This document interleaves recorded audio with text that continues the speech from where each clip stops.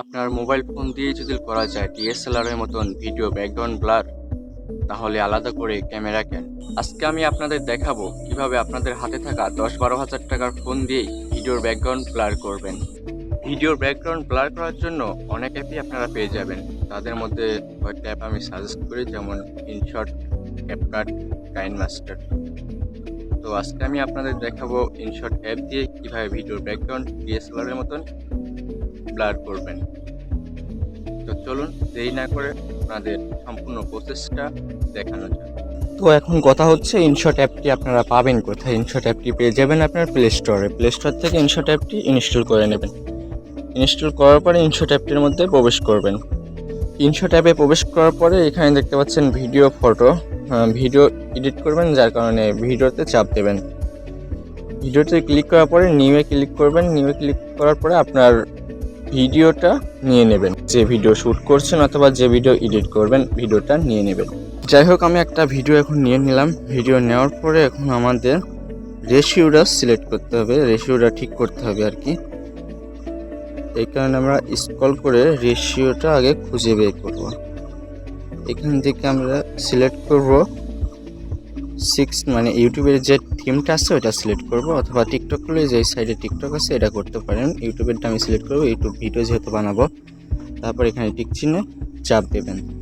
তো এখন আপনারা ভিডিও ব্যাকগ্রাউন্ড ব্লার করার জন্য এই যে পিআইপি এর মধ্যে চাপ দেবেন। চাপ দেওয়ার পরে আপনারা যে ভিডিওটা নিছেন, মানে এডিট করার জন্য নিছেন, ওই ভিডিওটা আবার নেবেন।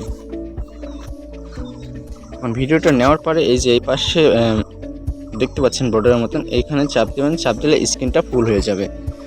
স্ক্রিনটা ফুল হয়ে যাওয়ার পর টিক মার্কে চাপ দিয়ে দেবেন। তারপর পিআইপি চাপ দিয়ে এই ভিডিওর ব্যাকগ্রাউন্ডটা রিমুভ করতে হবে। এই কারণে আপনারা চলে আসবেন, স্ক্রল করে এদিকে চলে আসার পর দেখবেন কাট আউট, এই কাট আউটের মধ্যে চাপ দেবেন।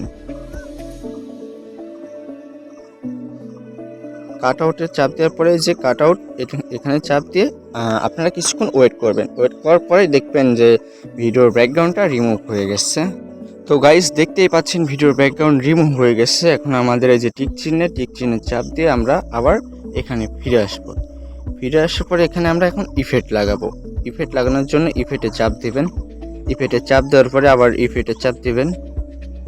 এখান থেকে আপনারা চলে আসবেন স্টাইলে। তো স্ক্রল করে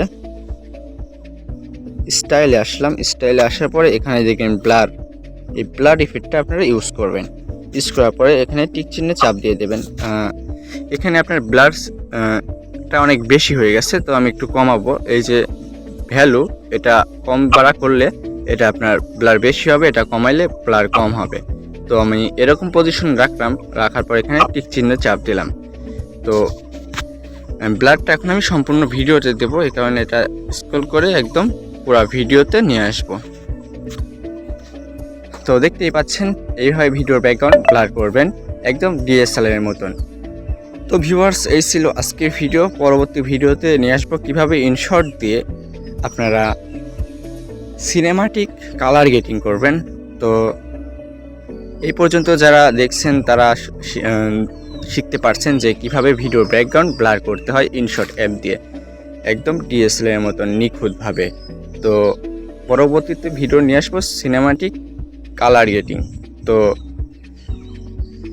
চ্যানেলটি সাবস্ক্রাইব করে পাশেই থাকবেন, এবং পরবর্তী নতুন নতুন ভিডিও দেখার জন্য অবশ্যই চ্যানেলটি সাবস্ক্রাইব করে রাখবেন। ধন্যবাদ।